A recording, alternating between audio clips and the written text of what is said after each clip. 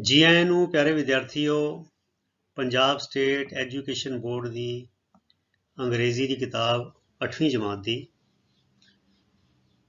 English reader उसका lesson pros दा number 4 3 questions अर्थात 3 सवाल।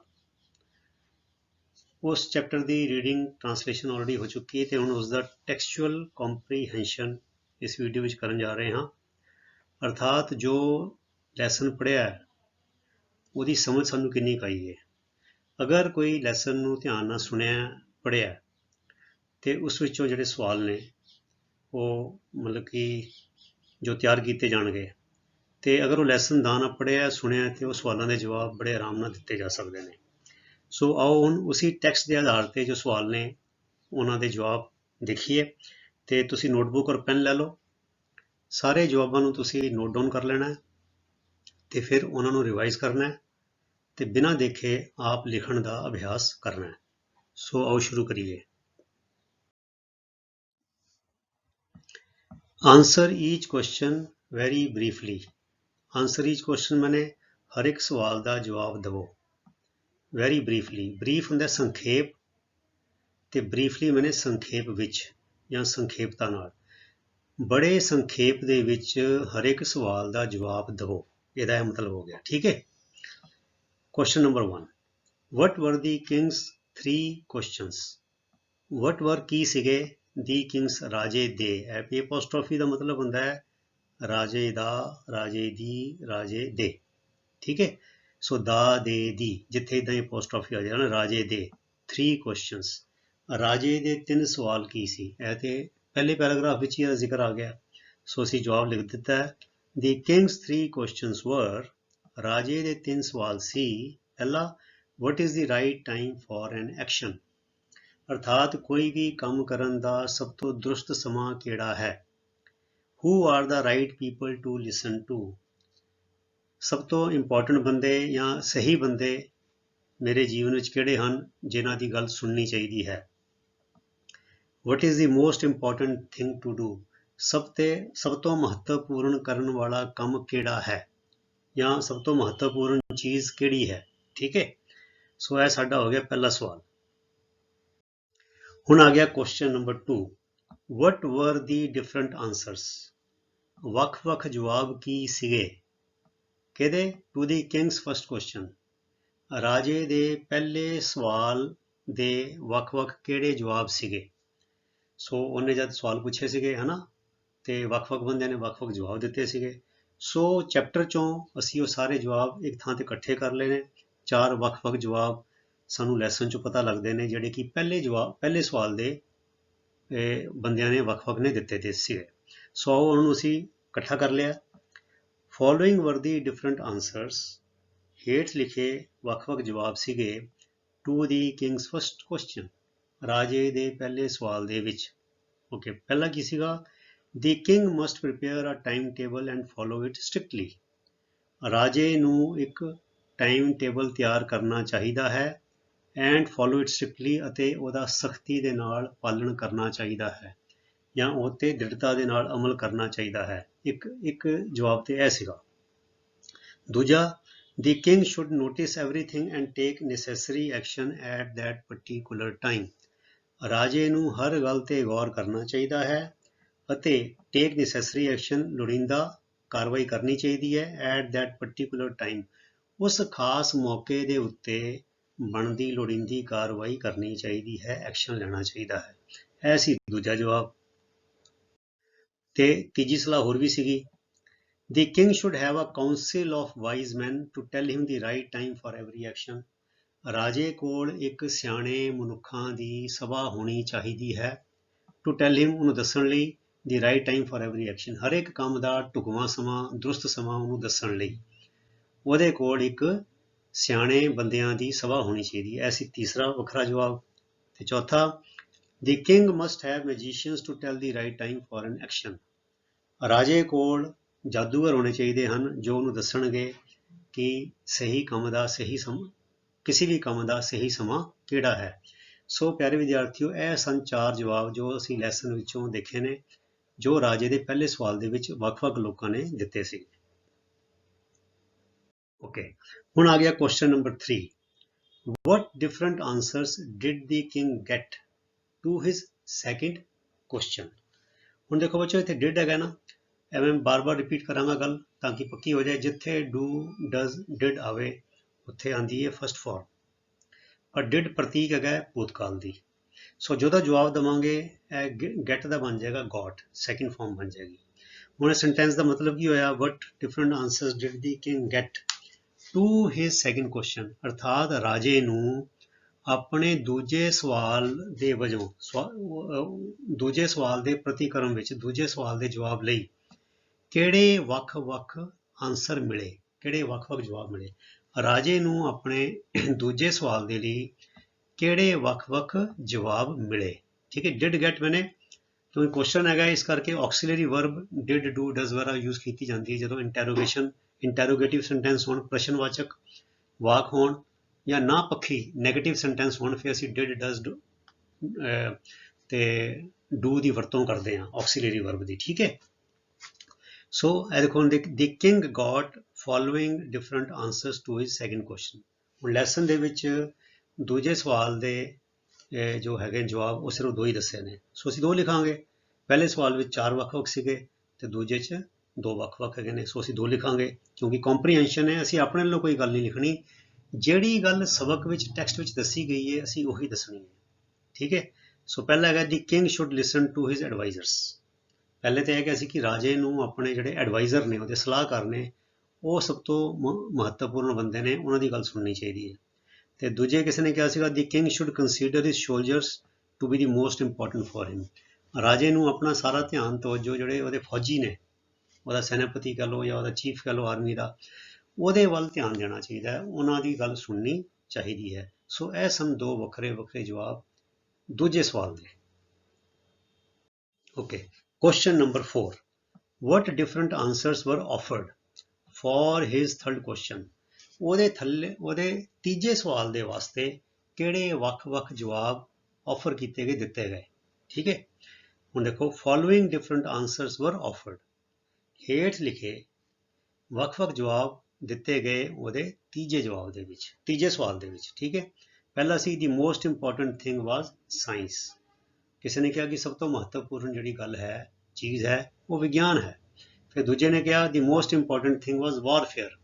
ਤੇ ਤੀਜੇ ਨੇ ਕਿਹਾ ਕਿ ਸਭ ਤੋਂ ਜਿਹੜਾ ਆਪਣਾ ਮਹੱਤਵਪੂਰਨ ਚੀਜ਼ ਹੈ ਉਹ ਜੰਗ ਦੀ ਤਿਆਰੀ ਹੈ, ਜੰਗ ਦਾ ਸਾਜ਼ੋ ਸਮਾਨ ਤਿਆਰ ਕਰਨਾ, ਜੰਗ ਲਈ ਤਿਆਰ ਰਹਿਣਾ ਹੈ।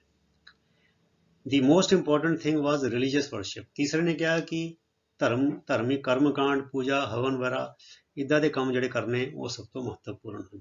ਸੋ ਇਹ ਸੀ ਪਹਿਲੇ ਸਵਾਲ ਵਿੱਚ ਬੱਚੇ ਉਹਨਾਂ ਨੂੰ ਪੁੱਛਿਆ 3 ਸਵਾਲ ਕਿਹੜੇ-ਕਿਹੜੇ ਸੀਗੇ, ਉਹਦਾ ਜ਼ਿਕਰ ਹੈ। ਫਿਰ ਅਗਲੇ 3 ਸਵਾਲਾਂ ਵਿੱਚ ਉਹਨਾਂ ਪੁੱਛਿਆ ਕਿ ਇੱਕ ਸਵਾਲ ਦੇ ਵੱਖ-ਵੱਖ ਜਵਾਬ ਕਿਹੜੇ ਸੀ। ਸੋ ਸਾਡਾ ਦੇਖੋ ਲੈਸਨ ਦੀ ਸਾਰੀ ਰਿਵੀਜ਼ਨ ਇਹਦਾ ਨਾਲ ਹੋਈ ਜਾ ਰਹੀ ਹੈ ਤੇ ਜੇ ਲੈਸਨ ਅਸੀਂ ਦਾਣਾ ਪੜ੍ਹਿਆ ਤੇ ਅਸੀਂ ਸਵਾਲਾਂ ਦੇ ਜਵਾਬ ਵੀ ਇਸ ਤਰ੍ਹਾਂ ਤਿਆਰ ਕਰ ਸਕਦੇ ਹਾਂ। ਠੀਕ ਹੈ, okay, question number 5। Why did the king decide to go to the hermit? hermit ਬਣੇ ਜਿਹੜਾ ਫਕੀਰ, ਦਰਵੇਸ਼। did ਦੇਖੋ ਹੁਣ ਹੈਗਾ decide, ਆ ਗਈ ਨਾ ਫਸਟ ਫਾਰਮ, ਪਰ ਜਦੋਂ ਜਵਾਬ ਦੇਵਾਂਗੇ ਤੇ ਬਣ ਜਾਏਗਾ decided। ਠੀਕ ਹੈ, why did the king decide to go to the hermit? ਰਾਜੇ ਨੇ ਫਕੀਰ ਕੋਲ ਜਾਣ ਦਾ ਫੈਸਲਾ ਕਿਉਂ ਕੀਤਾ, ਭੂਤਕਾਲ ਦੀ ਗੱਲ ਹੈ। ਸੋ ਜਵਾਬ ਆਏਗਾ the king decided to go to the hermit। ਰਾਜੇ ਨੇ ਦਰਵੇਸ਼ ਕੋਲ, ਫਕੀਰ ਕੋਲ ਜਾਣ ਦਾ ਫੈਸਲਾ ਕੀਤਾ ਕਿਉਂਕਿ why ਹੈਗਾ ਇੱਥੇ because, ਕਿਉਂਕਿ he was not satisfied with any of the answers given to the 3 questions asked by him। ਉਹਨੇ ਜਿਹੜੇ 3 ਸਵਾਲ ਪੁੱਛੇ ਸੀ ਉਹਦੇ ਜਵਾਬਾਂ ਵਿੱਚੋਂ ਉਹ ਜਵਾਬ ਜਿਹੜੇ ਉਹਨੂੰ ਮਿਲੇ ਉਹਦੇ 3 ਸਵਾਲਾਂ ਦੇ, ਉਹਨਾਂ ਚੋਂ ਕਿਸੇ ਵੀ ਜਵਾਬ ਦੇ ਨਾਲ ਉਹਦੀ ਤਸੱਲੀ ਨਹੀਂ ਹੋਈ ਸੀ। he was not satisfied with any of the answers given to the 3 questions asked by him। ਜਿਹੜੇ 3 ਸਵਾਲ ਉਹਨੇ ਪੁੱਛੇ ਸੀ ਉਹਦੇ ਜਵਾਬ ਜਿਹੜੇ ਆਏ ਉਹਨੇ ਵੱਖ-ਵੱਖ ਸੀ, ਉਹ ਰਾਜੇ ਦੀ ਬਿਲਕੁਲ ਵੀ ਤਸੱਲੀ ਨਹੀਂ ਹੋਈ। Question number 6। where did the hermit live? did ਦੇਖੋ live ਫਸਟ ਫਾਰਮ ਹੈਗੀ ਹੈ तो जवाब आ जाएगा lived। ठीक है, so where did the hermit live? the hermit lived in a wood। मैं पहले भी दस्या सी बच्चे wood का मतलब लकड़ भी होंदा है। ठीक है, ते wood का मतलब जंगल भी होंदा है। so the hermit lived in a wood, अर्थात तुसी इन्हां forest भी लिख सकते हो, इन्हां जंगल। the hermit lived in a wood, वो फकीर एक जंगल विच रहिंदा सी। Okay. Question number 7. What kind of clothes did the king wear and why? ਇਹ ਦੇਖੋ did ਹੈਗਾ ਫਿਰ ਹੈਗਾ wear। ਹੁਣ wear ਦੀ ਸੈਕਿੰਡ ਫਾਰਮ ਹੁੰਦੀ ਹੈ wore, WORE, ਤੇ ਥਰਡ ਫਾਰਮ ਹੁੰਦੀ ਹੈ wore। ਸੋ did ਹੈਗਾ ਤੇ ਅਸੀਂ ਜਿਹੜਾ ਸਾਡਾ ਜਵਾਬ ਆਏਗਾ wore ਕਰਕੇ ਆਏਗਾ। ਅਰਥਾਤ what kind of clothes did the king wear? ਰਾਜੇ ਨੇ ਕਿਸ ਕਿਸਮ ਦੇ ਕੱਪੜੇ ਪਾਏ and why, ਅਤੇ ਕਿਉਂ। ਠੀਕ ਹੈ, ਆਓ ਦੇਖੀਏ। The king wore simple clothes, ਰਾਜੇ ਨੇ ਸਾਦੇ ਕੱਪੜੇ ਪਾਏ ਕਿਉਂਕਿ because the hermit used to meet only common people, ਬਸ ਸਿੱਧੀ ਗੱਲ ਹੈ ਹਨਾ। ਕਿਉਂਕਿ ਉਹ ਜਿਹੜਾ ਦਰਵੇਸ਼ ਸੀ, ਉਹ ਜਿਹੜਾ ਫਕੀਰ ਸੀ, ਉਹ ਸਿਰਫ ਸਧਾਰਨ ਬੰਦਿਆਂ ਨੂੰ, ਆਮ ਬੰਦਿਆਂ ਨੂੰ ਹੀ ਮਿਲਦਾ ਸੀ। ਵੱਡਿਆਂ ਨੂੰ, ਰਾਜੇ ਮਹਾਰਾਜਿਆਂ ਨੂੰ ਜਾਂ ਕੋਈ ਹੋਰ ਅਫਸਰਾਂ ਨੂੰ ਇਹਨਾਂ ਨੂੰ ਮਿਲਦਾ ਨਹੀਂ ਸੀਗਾ। ਸੋ ਰਾਜੇ ਨੇ ਜੇ ਉਹ ਆਪਣਾ ਮੁਕਟ ਲਾ ਕੇ ਜਾਂਦਾ, ਕਲਗੀ ਲਾ ਕੇ ਜਾਂਦਾ, ਤੇ ਆਪਣਾ ਜੇ ਉਹ ਵਧੀਆ ਕਢਾਈ ਕੀਤਾ ਚੋਲਾ ਪਾ ਕੇ ਜਾਂਦਾ, ਤੇ ਫਿਰ ਉਹਨੇ ਤਵੱਜੋ ਨਹੀਂ ਦੇਣੀ ਸੀਗੀ। ਸੋ ਰਾਜਾ ਆਪਣੇ ਆਪ ਨੂੰ ਇੱਕ ਸਧਾਰਨ ਮਨੁੱਖ ਦੇ ਤੌਰ ਤੇ ਦਰਸਾਉਣਾ ਚਾਹੁੰਦਾ ਸੀਗਾ, ਇਸ ਕਰਕੇ ਉਹਨੇ ਸਾਦੇ ਕੱਪੜੇ ਪਾਏ। ਠੀਕ ਹੈ। Why did the king not go to the hermit with his bodyguard? Did ਦੇਖੋ did not go। ਹੁਣ ਬੱਚੇ ਮੈਂ ਦੱਸਿਆ ਨਾ ਜਿਹੜਾ ਨੈਗੇਟਿਵ ਸੈਂਟੈਂਸ ਨੇ ਉਹ ਚ ਅਸੀਂ ਡਿਡ ਵਰਤਦੇ ਹਾਂ। ਦੇਖੋ ਇੱਥੇ ਡਿਡ ਕਾਇਮ ਰਹੇਗਾ, ਡਿਡ ਨਾਟ, ਕਿਉਂਕਿ ਅਸੀਂ ਨਾਟ ਵਰਤ ਰਹੇ ਹਾਂ, ਕਿਉਂ ਨਹੀਂ ਗਿਆ। ਠੀਕ ਹੈ, ਨਾ ਪੱਖੀ ਜਿਲੇ ਸੈਂਟੈਂਸ ਵਰਤਿਆ ਜਾਂਦਾ ਹੈ ਤਦ ਵੀ ਅਸੀਂ ਡੂ, ਡਿਡ ਤੇ ਡਸ ਦੀ ਵਰਤੋਂ ਕਰਦੇ ਹਾਂ। ਡੂ ਭੂਤ ਆਪਣਾ ਵਰਤਮਾਨ ਕਾਲ ਲਈ ਵਰਤਿਆ ਜਾਂਦਾ ਹੈ, ਪ੍ਰੈਜ਼ੈਂਟ ਟੈਂਸ ਲਈ ਵਰਤਿਆ ਜਾਂਦਾ ਹੈ, ਤੇ ਉਹ ਜੇ ਸਬਜੈਕਟ ਜਿਹੜਾ ਹੈਗਾ ਉਹ ਸਿੰਗੂਲਰ ਹੋਵੇ, ਹੀ, ਸ਼ੀ, ਇਟ ਹੋਵੇ, ਫਿਰ ਡੂ ਦਾ ਡਸ ਬਣ ਜਾਂਦਾ ਹੈ। ਠੀਕ ਹੈ, ਤੇ ਭੂਤਕਾਲ ਹੋਵੇ, ਪਾਸਟ ਟੈਂਸ ਹੋਵੇ, ਫਿਰ ਅਸੀਂ ਡਿਡ ਵਰਤਦੇ ਹਾਂ। ਠੀਕ ਹੈ, ਸੋ ਇੱਥੇ ਡਿਡ ਹੈਗਾ ਨਾਟ go to the ਹਰਮਿਟ with his bodyguard. ਰਾਜਾ ਦਰਵੇਸ਼ ਕੋਲ, ਫਕੀਰ ਕੋਲ ਆਪਣੇ ਅੰਗ ਰੱਖਿਅਕ ਦੇ ਨਾਲ ਕਿਉਂ ਨਹੀਂ ਗਿਆ। ਠੀਕ ਹੈ, ਆਓ ਦੇਖੀਏ। The king did not go to the hermit with his bodyguard। ਦੇਖੋ ਇੱਥੋਂ ਦੀ ਅੱਧਾ ਸਵਾਲ ਦਾ ਜਵਾਬ ਤੇ ਕੁਐਸਚਨ 'ਚ ਹੀ ਮਿਲ ਜਾਂਦਾ ਹੈ। The king did not go to the hermit with his bodyguard because he wanted to appear। ਉਹ ਇਵੇਂ ਦਰਸਾਉਣਾ ਚਾਹੁੰਦਾ ਸੀ, ਇਵੇਂ ਲੱਗਣਾ ਚਾਹੁੰਦਾ ਸੀ like a common man, ਕਿਉਂਕਿ ਆਪਣੇ ਆਪ ਨੂੰ ਇੱਕ ਸਧਾਰਨ ਮਨੁੱਖ ਦੇ ਵਜੋਂ ਪੇਸ਼ ਕਰਨਾ ਚਾਹੁੰਦਾ ਸੀ। ਠੀਕ ਹੈ, ਕਿਉਂਕਿ the hermit used to meet only common people, ਕਿਉਂਕਿ ਉਹ ਸਿਰਫ ਸਧਾਰਨ ਬੰਦਿਆਂ ਨੂੰ ਮਿਲਦਾ ਸੀਗਾ। ਫਕੀਰ ਜਿਹੜਾ ਸੀਗਾ ਵੱਡੇ ਵੱਡੇ ਬੰਦਿਆਂ ਨੂੰ ਨਹੀਂ ਮਿਲਦਾ ਸੀਗਾ। ਤੇ ਜੇ ਉਹ ਅੰਗ ਰੱਖਿਅਕ ਦੇ ਨਾਲ ਜਾਂਦਾ, ਹੁਣ ਅੰਗ ਰੱਖਿਅਕ ਕੌਣ ਰੱਖਦੇ ਨੇ, ਬੋਡੀਗਾਰਡ ਕੌਣ ਰੱਖਦੇ ਨੇ, ਜਿਹੜੇ ਬੰਦੇ ਬਹੁਤ ਅਮੀਰ ਹੁੰਦੇ ਨੇ, ਰਾਜੇ ਮਹਾਰਾਜੇ ਹੁੰਦੇ ਨੇ, ਵੱਡੇ ਅਫਸਰ ਹੁੰਦੇ ਨੇ, ਉਹਨਾਂ ਕੋਲ ਹੀ ਬੋਡੀਗਾਰਡ ਹੁੰਦੇ ਨੇ, ਸਧਾਰਨ ਬੰਦੇ ਕੋਲ ਤਾਂ ਹੁੰਦੇ ਨਹੀਂ। ਤੇ ਫਕੀਰ ਜਿਹੜਾ ਸੀ ਵੱਡੇ ਬੰਦਿਆਂ ਨੂੰ ਮਿਲਦਾ ਨਹੀਂ ਸੀ, ਰਾਜੇ ਨੂੰ ਸਿਰਫ ਸਧਾਰਨ ਬੰਦਿਆਂ ਨੂੰ ਮਿਲਦਾ ਸੀਗਾ। ਇਸ ਕਰਕੇ ਉਸ ਰਾਜੇ ਨੇ ਆਪਣਾ ਘੋੜੇ ਤੋਂ ਉਤਰ ਗਿਆ ਤੇ ਅੰਗ ਰੱਖਿਅਕ ਨੂੰ ਪਿੱਛੇ ਖੜਾ ਕਰਤਾ ਤੇ ਕੱਲਾ ਉਹਦੀ ਝੌਂਪੜੀ ਵੱਲ ਗਿਆ। Okay, question number 9। What was the hermit doing when the king reached there? ਜਦੋਂ ਰਾਜਾ ਉੱਥੇ ਪੁੱਜਿਆ, ਕਿੱਥੇ, ਉਸ ਦਰਵੇਸ਼ ਕੋਲ ਪੁੱਜਿਆ, ਉਹਦੀ ਝੌਂਪੜੀ ਕੋਲ ਪੁੱਜਿਆ। What was the hermit doing? ਉਹ ਦਰਵੇਸ਼ ਉਸ ਵੇਲੇ ਕੀ ਕਰ ਰਿਹਾ ਸੀ। ਅਸੀਂ ਪੜ੍ਹਿਆ, ਦੇਖੋ ਕਿਤਾਬ 'ਚ ਲਿਖਿਆ ਹੀ ਹੋਇਆ। ਸੋ ਸਿੱਧਾ ਸੈਂਟੈਂਸ ਹੈ, ਦੀ ਹਰਮਿਟ ਵਾਜ਼ digging the ground in front of his ਹਟ। ਕੀ ਕਰ ਰਿਹਾ ਸੀ, ਡਿਗਿੰਗ ਮੈਨੇ ਖੁਦਾਈ ਕਰ ਰਿਹਾ ਸੀ, ਗਰਾਊਂਡ ਜ਼ਮੀਨ ਨੂੰ, ਇਨ ਫਰੰਟ ਆਫ ਸਾਹਮਣੇ, ਹਟ ਆਪਣੀ ਝੌਂਪੜੀ ਦੇ ਸਾਹਮਣੇ। ਉਹ ਜਿਹੜਾ ਦਰਵੇਸ਼ ਫਕੀਰ ਸੀਗਾ ਆਪਣੀ ਝੁੱਗੀ ਦੇ ਮੋਹਰੇ ਜ਼ਮੀਨ ਦੀ ਗੁਡਾਈ ਕਰ ਰਿਹਾ ਸੀ। Van the king reached there, ਜਦੋਂ ਰਾਜਾ ਉੱਥੇ ਪੁੱਜਿਆ। ਠੀਕ ਹੈ, ਫਿਰ question number 10। What did the king do for the hermit and why? ਰਾਜੇ ਨੇ ਉਸ ਫਕੀਰ ਲਈ ਕੀ ਕੀਤਾ ਅਤੇ ਕਿਉਂ। ਦੇਖੋ ਡਿਡ ਹੈਗਾ ਨਾ, ਸੋ ਅਸੀਂ ਸੈਕਿੰਡ ਫਾਰਮ ਯੂਜ਼ ਕਰਾਂਗੇ। ਉਹਨੇ ਕੀ ਕੀਤਾ ਸੀ, ਗੋਡੀ ਕੀਤੀ ਸੀ, ਖੁਦਾਈ ਕੀਤੀ ਸੀਗੀ। ਤੇ ਡਿਗ ਦਾ ਸੈਕਿੰਡ ਫਾਰਮ ਹੁੰਦੀ ਡਗ। ਸੋ ਦੀ ਕਿੰਗ ਡਗ ਦੀ ਗਰਾਊਂਡ, ਰਾਜੇ ਨੇ ਜ਼ਮੀਨ ਦੀ ਗੋਡੀ ਕੀਤੀ, ਜ਼ਮੀਨ ਦੀ ਖੁਦਾਈ ਕੀਤੀ। ਫॉर ਦੀ ਹਰਮਿਟ, ਦਰਵੇਸ਼ ਲਈ, ਫਕੀਰ ਲਈ। ਬਿਕੋਜ਼, ਕਿਉਂਕਿ the ਹਰਮਿਟ was old, week and ਟਾਇਰਡ, ਕਿਉਂਕਿ ਜਿਹੜਾ ਫਕੀਰ ਸੀ ਉਹ ਬਜ਼ੁਰਗ ਸੀ, ਬੁੱਢਾ ਸੀ, ਵੀਕ ਮਾੜਾ ਸੀ, ਕਮਜ਼ੋਰ ਸੀ, ਐਂਡ ਟਾਇਰਡ ਅਤੇ ਥੱਕਿਆ ਹੋਇਆ ਸੀ। ਉਹ 'ਚ ਲਿਖਿਆ ਨਾ ਕਿ ਹੀ ਵਾਜ਼ ਵੈਰੀ ਟਾਇਰਡ, ਹੀ ਵਾਜ਼ ਬਰੀਥਿੰਗ ਹੈਵੀਲੀ, ਉਹ ਔਖੇ ਹੋ ਕੇ ਸਾਹ ਲੈ ਰਿਹਾ ਸੀ। ਠੀਕ ਹੈ, ਇਸ ਕਰਕੇ ਰਾਜੇ ਨੇ ਉਹਦੀ ਉਮਰ ਦਾ ਲਿਹਾਜ਼ ਕਰਕੇ, ਉਹਦੀ ਕਮਜ਼ੋਰੀ ਤੇ ਉਹਦਾ ਥੱਕਿਆ ਦੇਖ ਕੇ ਕਿਹਾ ਕਿ ਲਿਆਓ, ਗਿਵ ਮੀ ਯੂਰ ਸਪੇਡ, ਮੈਨੂੰ ਆਪਣਾ ਫੌੜਾ ਦਿਓ, I will big the ground for you, ਮੈਂ ਤੇਰੇ ਵਾਸਤੇ ਜ਼ਮੀਨ ਗੁੱਡਾਂਗਾ। ਠੀਕ ਹੈ। Okay, question number 11. Who had wounded the stranger and why? Wound मैंने जख्म, टू वुंड जख्मी करना, वुंडेड मैंने जख्मी कीता। हु हैड वुंडेड किन्ने जख्मी कीता सी दी स्ट्रेंजर उस अजनबी नूं एंड वाई, ਉਹ ਜਿਹੜਾ ਦੌੜਾ ਆਇਆ ਸੀਗਾ ਜਿਹਨੇ ਢਿੱਡ ਤੇ ਹੱਥ ਰੱਖਿਆ ਸੀ ਤੇ ਖੂਨ ਵਗਦਾ ਪਿਆ ਸੀਗਾ, ਉਹਨੂੰ ਕਿਹਨੇ ਫੱਟੜ ਕੀਤਾ ਸੀ। ਠੀਕ ਹੈ, ਕਹਿੰਦੇ ਦੀ ਕਿੰਗਸ ਬੋਡੀਗਾਰਡ ਹੈਡ ਵੁੰਡਡ ਦੀ ਸਟ੍ਰੇਂਜਰ, ਰਾਜੇ ਦੇ ਅੰਗ ਰੱਖਿਅਕ ਨੇ, ਉੱਤੇ ਲਿਖਿਆ ਨਾ, ਉਹ ਜਦੋਂ ਕਹਿੰਦਾ ਮੈਂ ਲੁਕਿਆ ਸੀਗਾ ਤੁਹਾਡੇ ਆਉਣ ਦੀ ਉਡੀਕ ਕਰ ਰਿਹਾ ਸੀ, ਜਦੋਂ ਤੁਸੀਂ ਵਾਪਸ ਆਓਗੇ ਮੈਂ ਤੁਹਾਨੂੰ ਮਾਰਾਂਗਾ, ਰਾਜੇ ਨੂੰ ਕਹਿੰਦਾ ਜਦੋਂ ਮਾਫੀ ਮੰਗਦਾ, ਤੇ ਫਿਰ ਉਹ ਕਹਿੰਦਾ ਮੈਂ ਜਿਲੇ ਤੁਸੀਂ ਨਹੀਂ ਆਏ ਮੈਂ ਬਾਹਰ ਆਇਆ ਤੇ ਤੁਹਾਡੇ ਅੰਗ ਰੱਖਿਅਕ ਨੇ ਮੈਨੂੰ ਪਛਾਣ ਲਿਆ ਤੇ ਮੇਰੇ ਤੇ ਅਟੈਕ ਕਰ ਦਿੱਤਾ। ਠੀਕ ਹੈ, ਦੀ ਕਿੰਗਸ ਬੋਡੀਗਾਰਡ ਹੈਡ ਵੁੰਡਡ ਦੀ ਸਟ੍ਰੇਂਜਰ, ਰਾਜੇ ਦੇ ਅੰਗ ਰੱਖਿਅਕ ਨੇ ਉਸ ਅਜਨਬੀ ਨੂੰ ਫੱਟੜ ਕੀਤਾ ਸੀ, ਬਿਕੋਜ਼ ਕਿਉਂਕਿ ਹੀ ਹੈਡ ਰੈਕੋਗਨਾਈਜ਼ਡ ਹਿਮ, ਕਿਉਂਕਿ ਅੰਗ ਰੱਖਿਅਕ ਨੇ ਉਹਨੂੰ ਸਿਆਣ ਲਿਆ ਸੀਗਾ, ਉਹਨੂੰ ਪਛਾਣ ਲਿਆ ਸੀਗਾ, ਐਜ਼ ਦੀ ਵਨ ਉਹਦੇ ਵਜੋਂ, as the one who wanted to kill the king, ਜੋ ਰਾਜੇ ਨੂੰ ਮਾਰਨਾ ਚਾਹੁੰਦਾ ਸੀ। ਉਸ ਅੰਗ ਰੱਖਿਅਕ ਨੇ ਉਸ ਨੂੰ ਅਜਨਬੀ ਨੂੰ ਪਛਾਣ ਲਿਆ ਕਿ ਇਹ ਉਹ ਬੰਦਾ ਹੈ ਜੋ ਰਾਜੇ ਤੇ ਹਮਲਾ ਕਰਨ ਦੀ ਤਾਕ ਵਿੱਚ ਹੈ। ਠੀਕ ਹੈ, ਓਕੇ, ਹੁਣ ਆਪ ਮੇਰੇ ਆਖਰੀ ਕੁਐਸਚਨ ਹੈ ਬੱਚਿਓ ਸ਼ਾਇਦ ਇਹ ਵਾਲਾ। Okay, how did the king help the ਵੂਨਡਿਡ person, ਦੇਖੋ ਡਿਡ ਹੈਗਾ, ਹੈਲਪ ਫਸਟ ਫਾਰਮ ਹੈਗੀ ਹੈ। ਠੀਕ ਹੈ, ਸੋ ਹੁਣ ਸਾਡੇ ਸਾਰੇ ਜਵਾਬ ਜਿਹੜੇ ਹੋਣਗੇ ਉਹ ਸੈਕਿੰਡ ਫਾਰਮ ਵਿੱਚ ਹੋਣਗੇ। ਇਹ ਦੇਖੋ ਵਾਸ਼ਡ, ਕਵਰਡ, ਡਰੈਸਡ, ਹਨਾ, ਫੈਚਡ, ਕੈਰੀਡ, ਇਹ ਸਾਰੇ ਕੀ ਹੈਗੇ ਨੇ, ਇਹ ਸੈਕਿੰਡ ਫਾਰਮ 'ਚ ਜਵਾਬ ਹੈਗੇ ਨੇ। ਕਹਿੰਦੇ ਉਸ ਜਿਹੜਾ ਰਾਜਾ ਸੀ ਉਹਨੇ ਫੱਟੜ ਹੋਏ ਬੰਦੇ ਦੀ ਕਿਵੇਂ ਮਦਦ ਕੀਤੀ। ਔਰ ਦੇਖੋ ਰਾਜੇ ਨੇ ਕੀ ਕੀਤਾ, the king washed and covered his wound, ਰਾਜੇ ਨੇ ਉਹਦੇ ਜ਼ਖਮ ਨੂੰ ਧੋਤਾ ਅਤੇ ਢੱਕਿਆ, ਵਿਦ ਹਿਜ਼ ਹੈਂਕਰਚੀਫ, ਆਪਣੇ ਰੁਮਾਲ ਦੇ ਨਾਲ।